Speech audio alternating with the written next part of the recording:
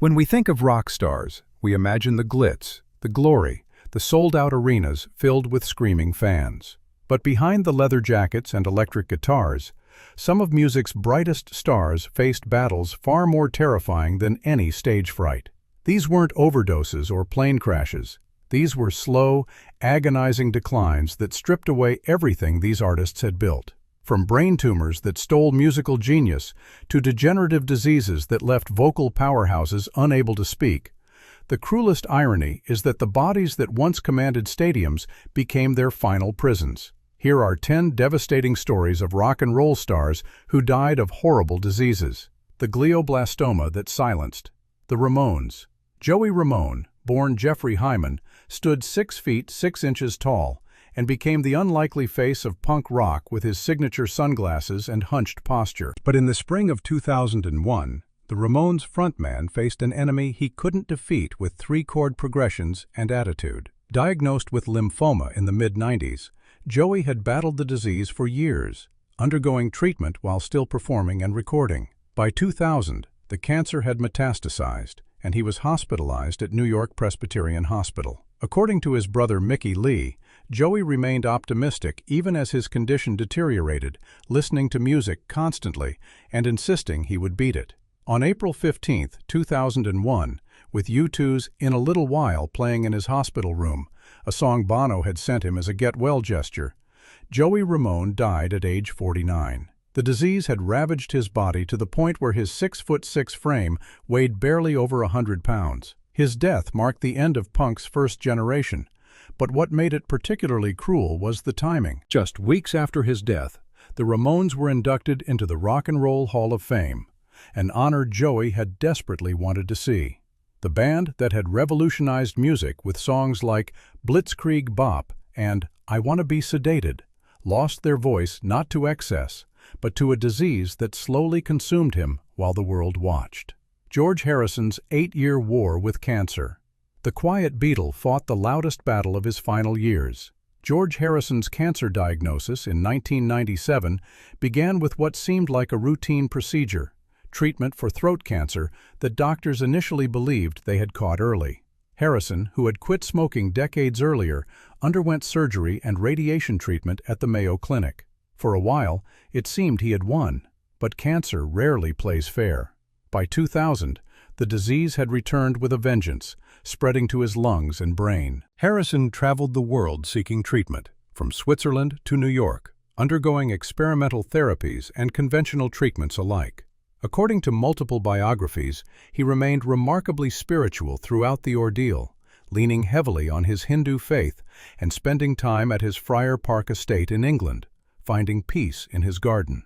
The man who had written Here Comes the Sun and My Sweet Lord faced his darkness with remarkable grace. On November 29, 2001, surrounded by family and fellow Beatles Paul McCartney and Ringo Starr, Harrison died at a friend's home in Los Angeles at age 58. His wife Olivia later revealed that his final words were a mantra from his faith. What made Harrison's death particularly tragic was how the disease stripped away his ability to do the one thing that had defined him: make music. The brain metastases affected his cognitive function, and the treatments left him too weak to play guitar. The fingers that had created some of the most beautiful melodies in rock history fell silent long before his heart stopped beating. Freddie Mercury's final performance. Freddie Mercury knew he was dying for years before the public did. Diagnosed with AIDS in 1987, the Queen frontman kept his condition secret while the disease slowly destroyed his immune system. By 1990, Mercury's health had deteriorated significantly, but he continued recording, determined to leave behind as much music as possible.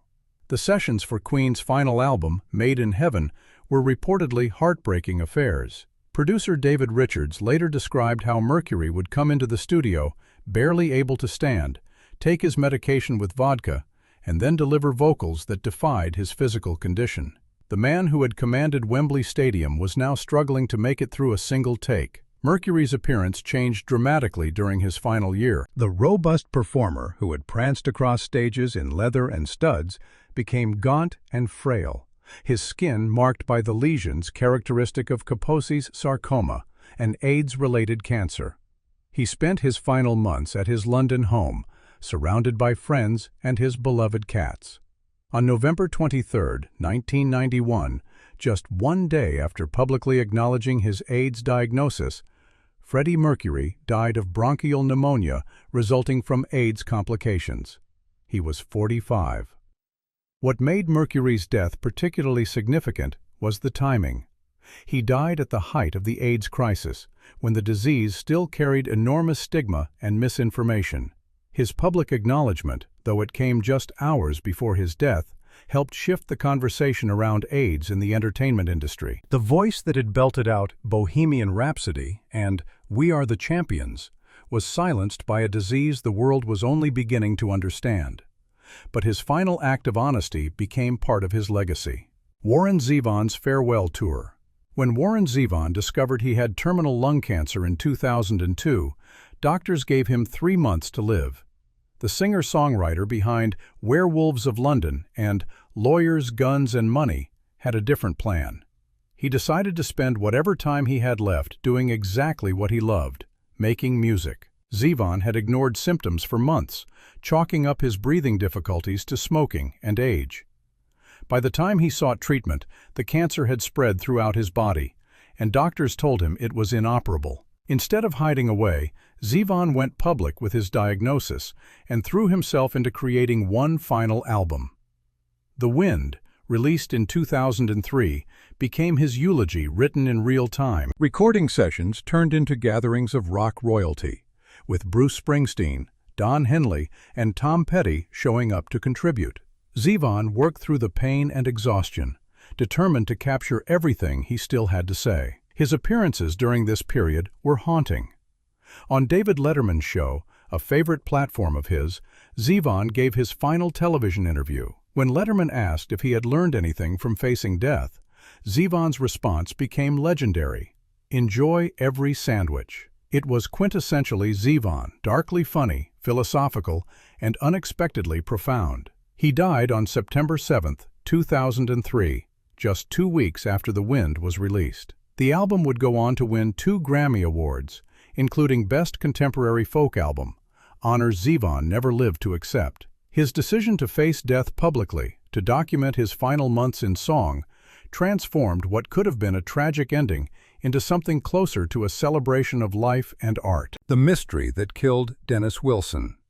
The Beach Boys drummer Dennis Wilson drowned on December 28, 1983, diving from a friend's boat in Marina del Rey, California. But by most accounts, Wilson had been dying long before he hit the water that day. The years of extreme alcohol abuse had ravaged his internal organs to the point where he was essentially a dead man walking.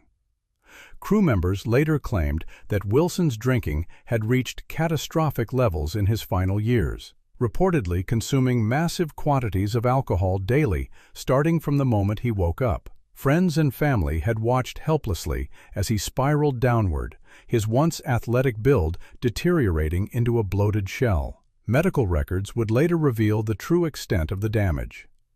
Though drowning was the official cause of death, the autopsy painted a horrifying picture of a man whose body had been destroyed from the inside. According to multiple biographies, his liver was severely cirrhotic, his heart enlarged, and his kidneys failing.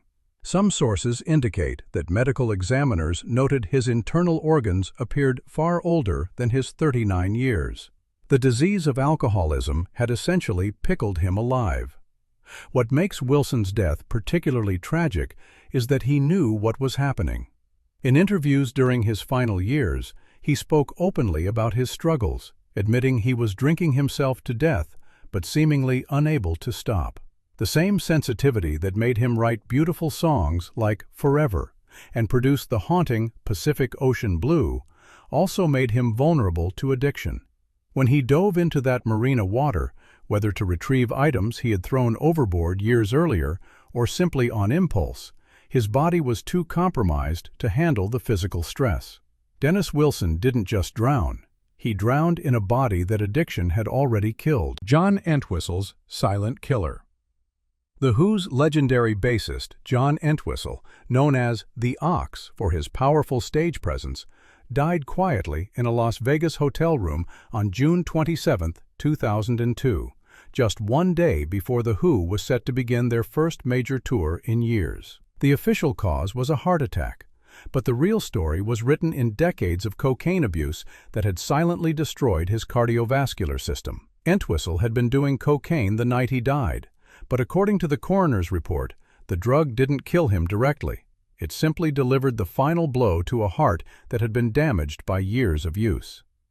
Cardiovascular disease caused by long-term drug abuse is insidious. Unlike liver disease or lung cancer, it offers few warning signs until the moment it strikes. Entwistle had seemed fine hours before his death, partying with friends and looking forward to the tour. But inside his chest, his heart was a time bomb. The layers of arterial plaque built up over